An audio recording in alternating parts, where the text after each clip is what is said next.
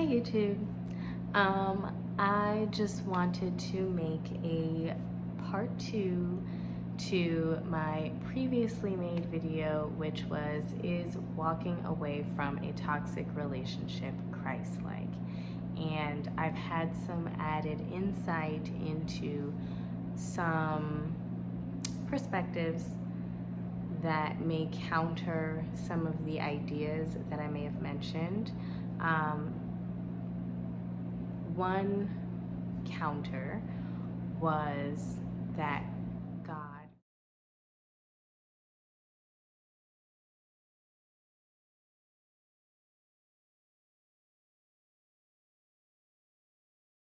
Christ is all about forgiveness, and if you are distancing yourself, isn't that like lack of forgiveness? And I just want to make it clear that in light of distancing myself in my situation, and I think my advice to anyone who is dealing with a toxic relationship or a toxic situation, I would say it's not distancing oneself from a place of hate or animosity or ill will.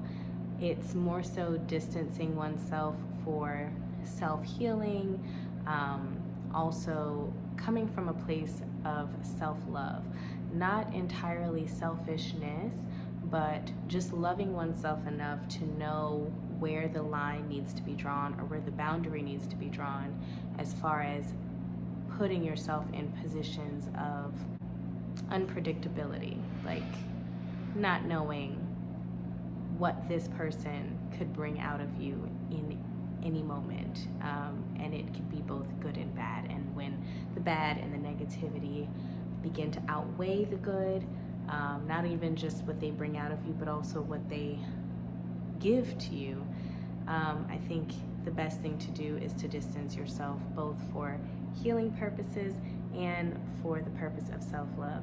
I do think that in distancing oneself, you should always hold space in your heart for faith and hope that that person will find some sort of light of self-reflection and perhaps change whatever error of way they may be going, or whatever path they may be going down that is not of the light, as far as what maybe we have felt, right? So I do think that in distancing yourself, it is not unheard of to love, pray for, and have faith in someone's relationship with Christ from a distance. I may love you and want the best for you, but that doesn't necessarily mean that I have to break bread with you if that comes at the expense of my self-worth, you know, my safety, and things of that nature. So that's one thing. Another thing that was brought to my attention outside of, hey, like, can you distance yourself and still claim to have forgiven someone, right? Can you seek an apology? Can you seek an apology from someone and claim to have forgiven them? And it's like, you know, it's funny, I don't seek an apology in the sense that, oh, I don't forgive them until I get said apology that feels right and real to me. The forgiveness is there. The desire for their success and their well-being, and for Christ to touch their heart and to one day be able to like see them up in heaven, like that's still there. I still want the best for them, and I still pray for that every single day. I just know that I'm still healing, and I also just know that what circumstances and situations I do and do not want to place either one of us in, to be honest. Another thing that was brought to my attention, I'm supposed to be folding these while we spoke. another thing that was brought to my attention was, how can you claim to have faith and hope in a changed heart in this individual and distance yourself so as to separate yourself from any opportunity to actually see the change that you are praying for, hoping for, and having faith in? And, don't I have to kind of like provide the opportunity for said person to show that they have changed? And, my thought process with that is this. If one is in a toxic situation that is just not serving them positively, I do not think that it is for the person who may be on the receiving end of that toxicity, for the person who is the abused in the situation, to search for opportunity for the other person to display their apologies or change, right? Like, I do feel like that in the event that God should touch the heart of the person that you may be distancing yourself or considering yourself distancing yourself from, should he change the heart of that person, I do feel that they will feel a conviction to reach out to you and to sincerely apologize if that is what God has placed on their heart. In the event that God hasn't placed it on their heart, or they don't feel that conviction to apologize to you, but I still do hope and pray that for individuals that may have wronged me, it's not for me to receive any type of closure in that. If it's just not in God's plan, it's not in God's plan. But I just hope that perhaps they did learn some sort of a lesson through me, and that I could have been a little bit of light and a little bit of God in their life.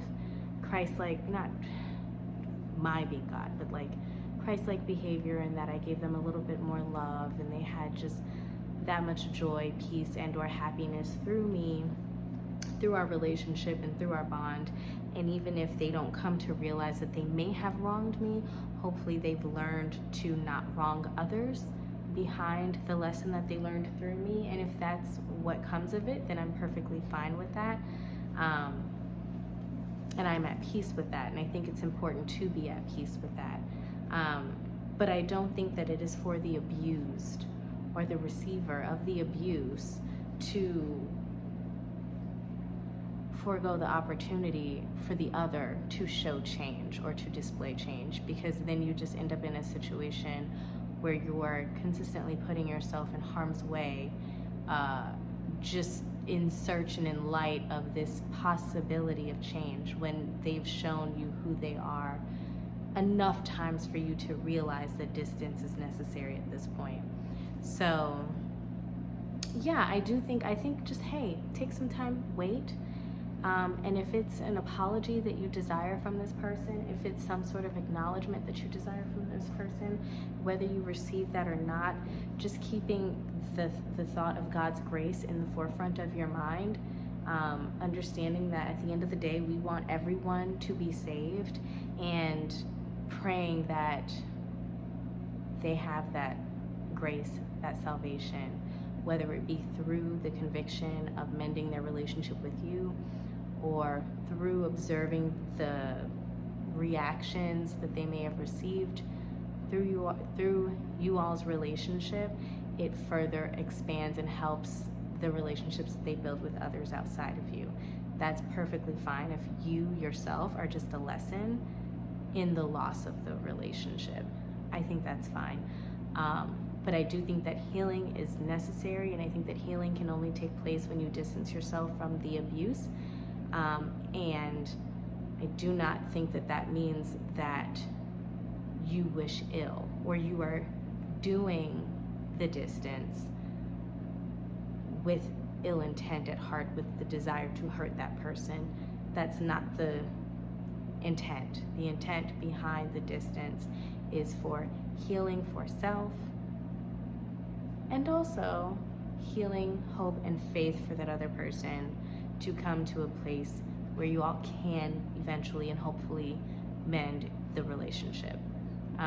So those were the two parts that kind of were brought to my attention. The two things that were brought to my attention when I acknowledged the desire for distance was, hey, God says forgive.